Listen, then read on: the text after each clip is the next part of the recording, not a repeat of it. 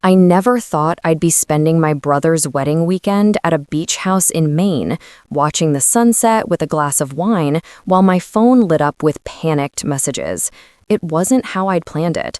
6 months earlier, when my brother Tom announced his engagement to Melissa, I'd immediately blocked the date on my calendar and started dreaming up the perfect maid of honor speech.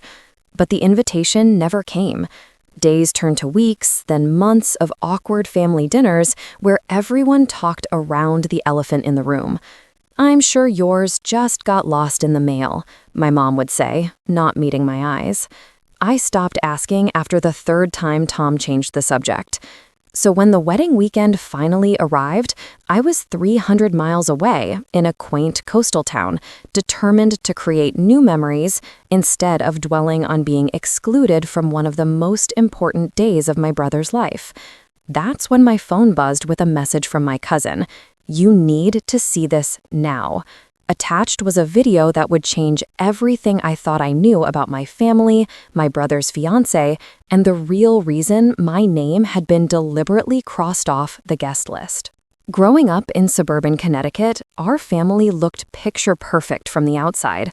My parents, high school sweethearts who built a successful real estate business, raised Tom and me in a colonial house with a white picket fence and yearly trips to Disney World.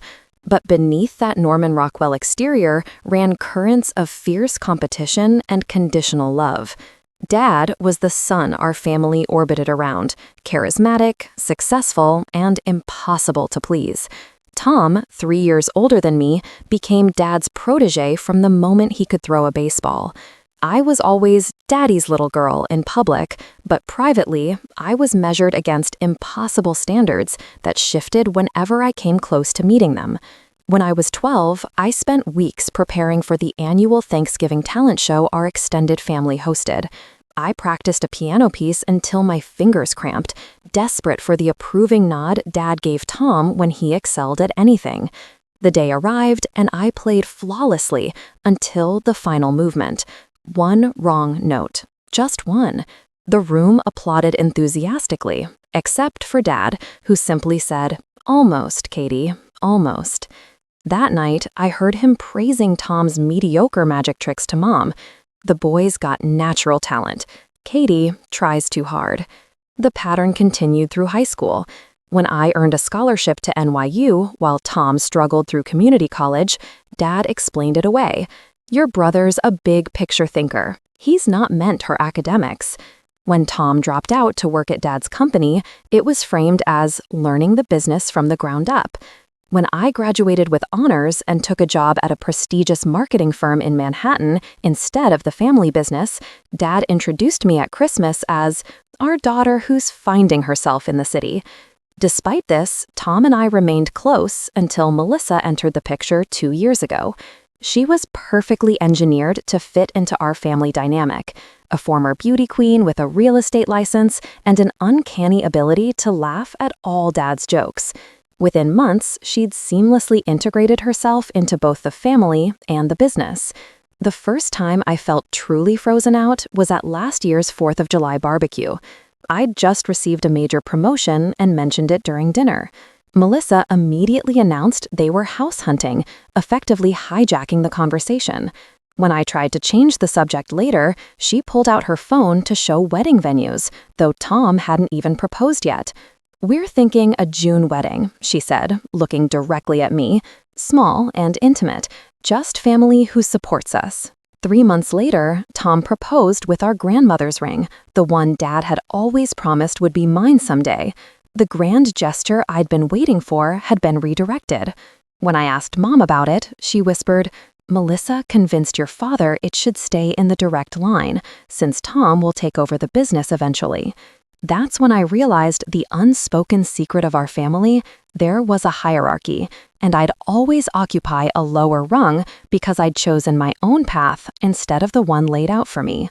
What I didn't know then was that Melissa had been systematically poisoning my already complicated relationship with my father, telling him I'd made disparaging remarks about the family business at industry events, and suggesting I was embarrassed by my new money roots.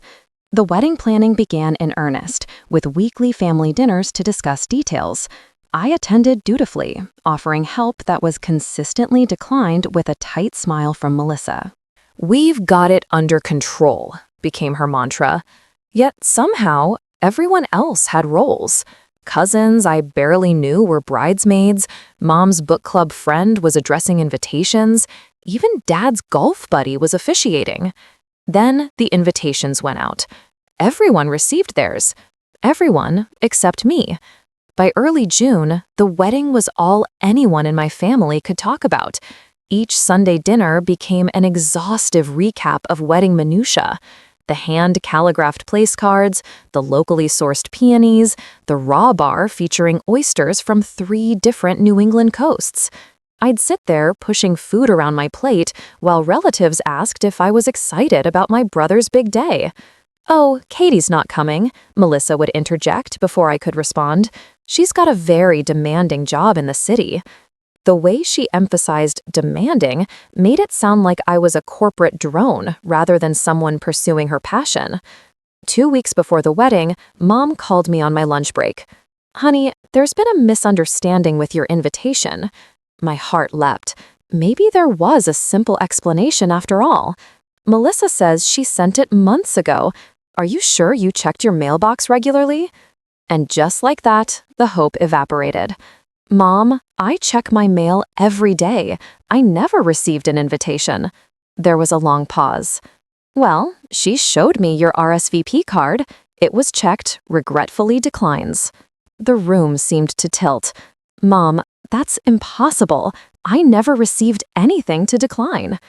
"Katie, why would Melissa lie about this? It doesn't make sense."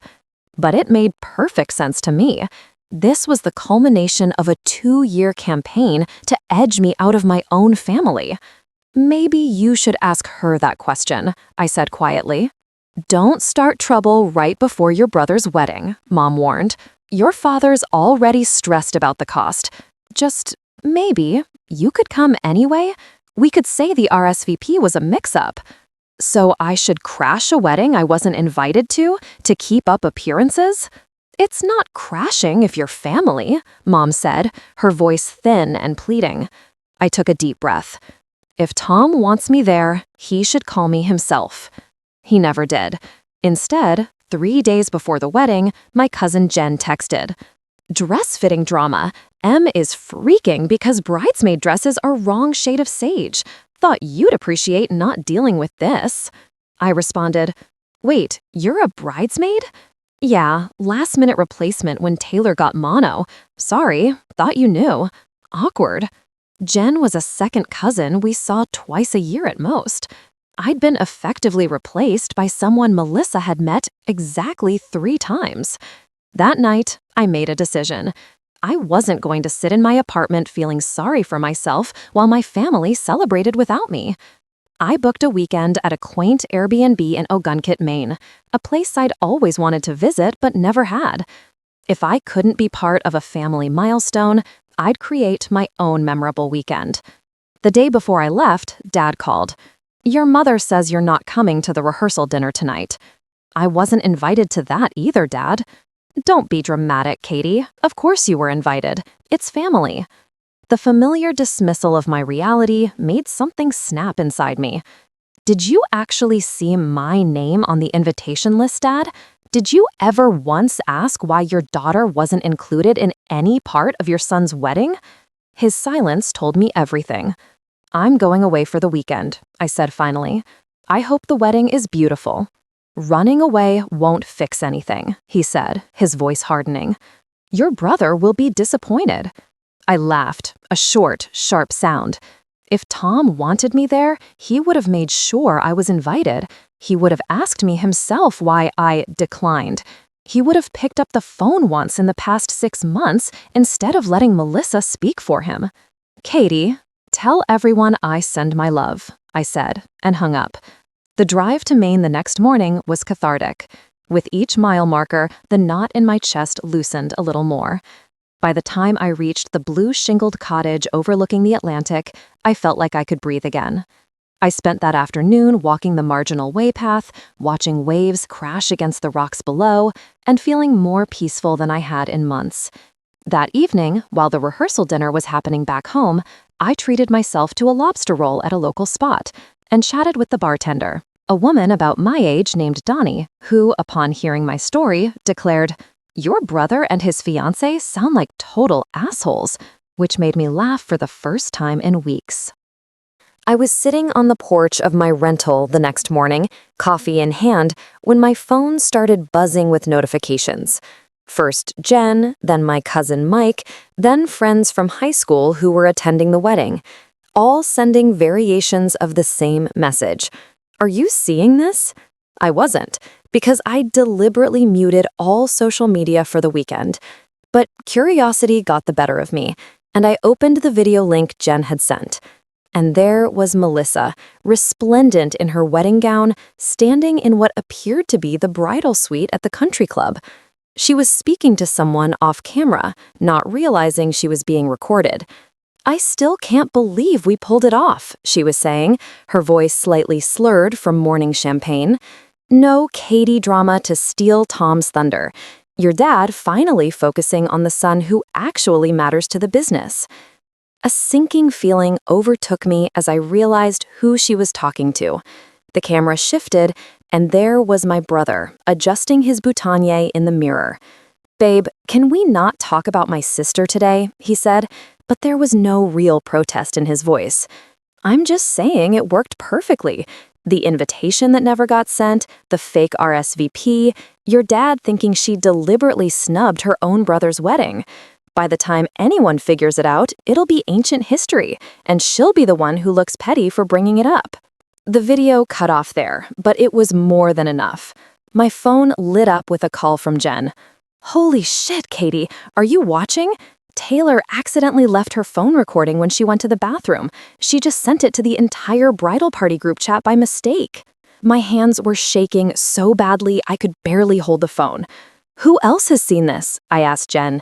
"Everyone. It's spreading like wildfire. Your mom just stormed into the bridal suite. I've never seen her like this."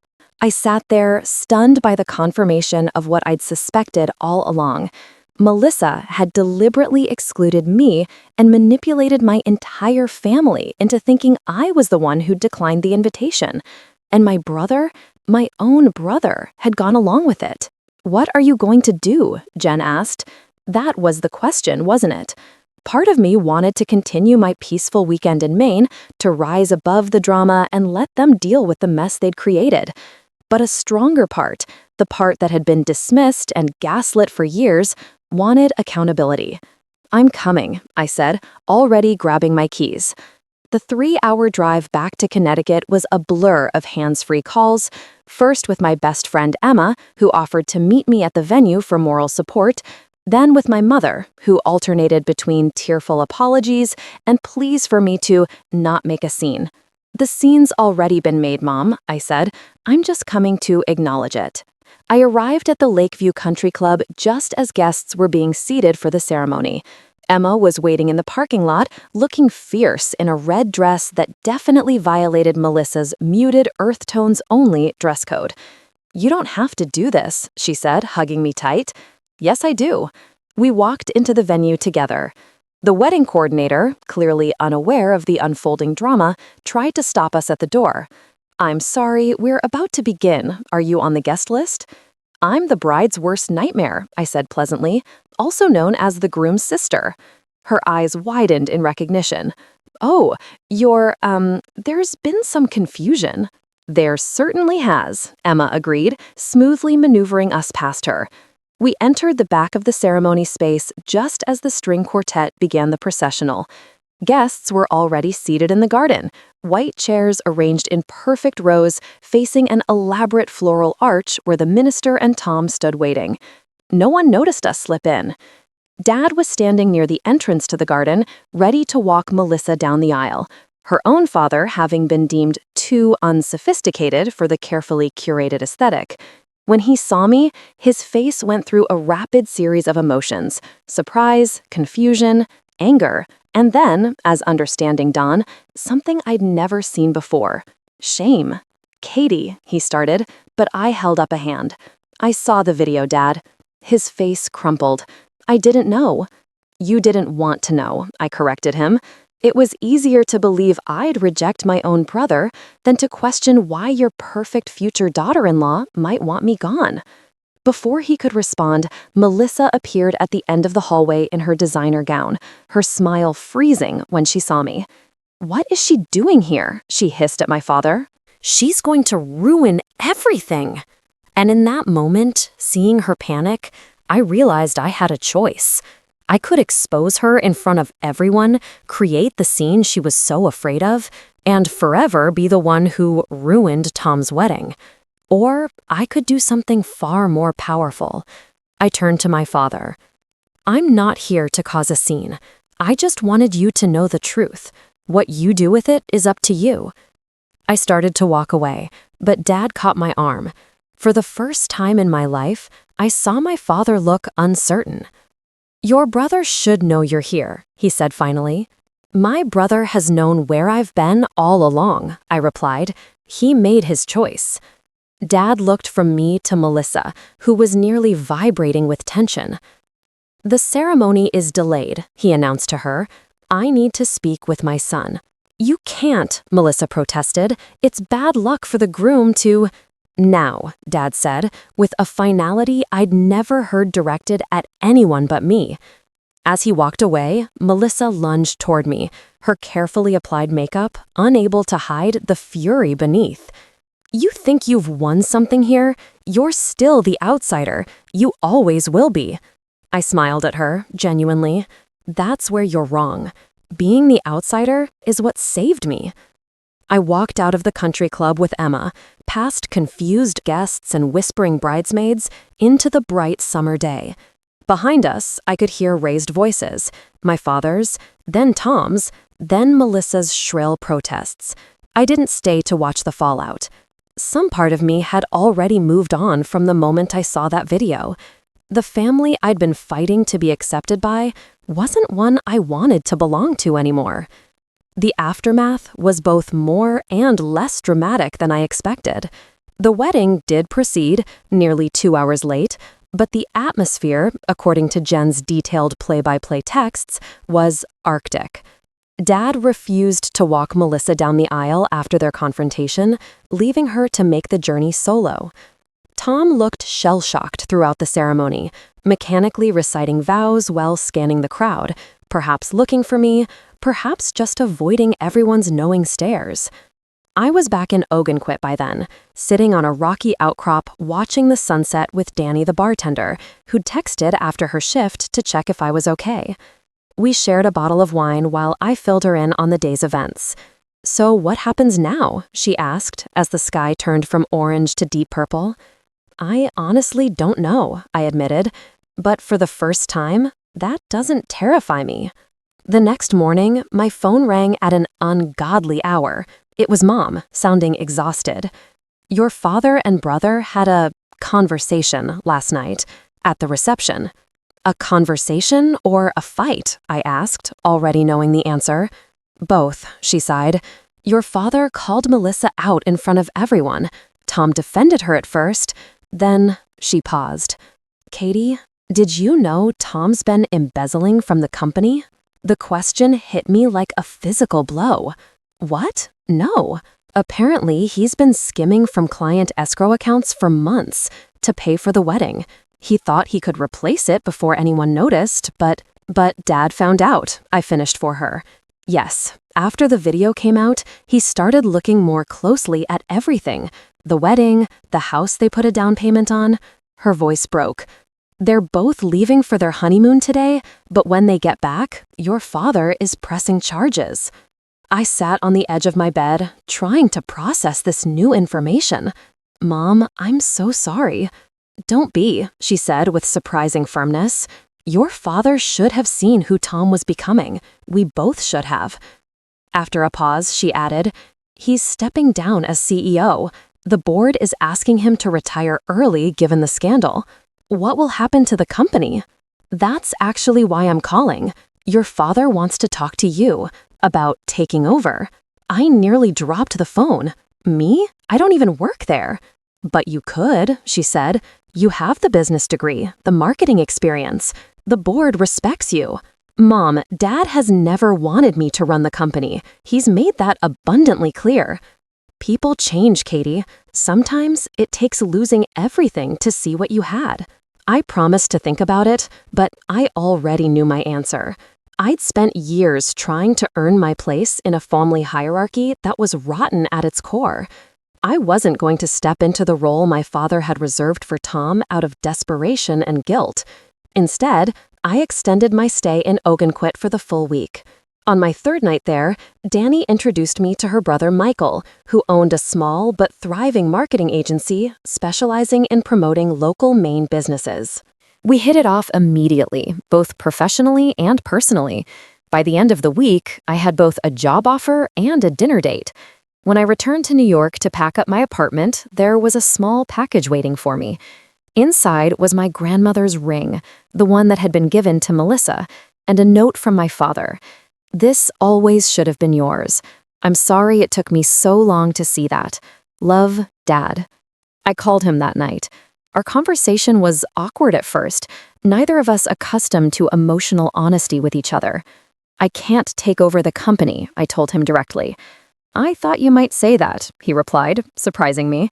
The board hired an interim CEO yesterday, a woman named Carla Mendez. You might know her from your time in the industry. I did know Carla. She was a powerhouse with an impeccable reputation. She's excellent. The company will be in good hands. That's what matters to me now, Dad said, not keeping it in the family at all costs. We talked for over an hour that night, perhaps the longest real conversation we'd ever had. He told me how the wedding video had forced him to confront not just Melissa's manipulation, but his own role in creating a family dynamic that made her tactics possible. How discovering Tom's embezzlement had shattered his image of the son he thought he knew. How he'd realized, too late, that he'd invested everything in the wrong child. I don't want to be the right child, Dad, I told him. I just wanted to be valued for who I actually am. Tom and Melissa returned from their honeymoon to find both their reputations and finances in ruins. The criminal charges against Tom were eventually reduced in exchange for full restitution, but his career in real estate was effectively over. They sold their dream house before even moving in and relocated to Arizona, where Melissa had family. We haven't spoken since. As for me, I moved to Maine that fall.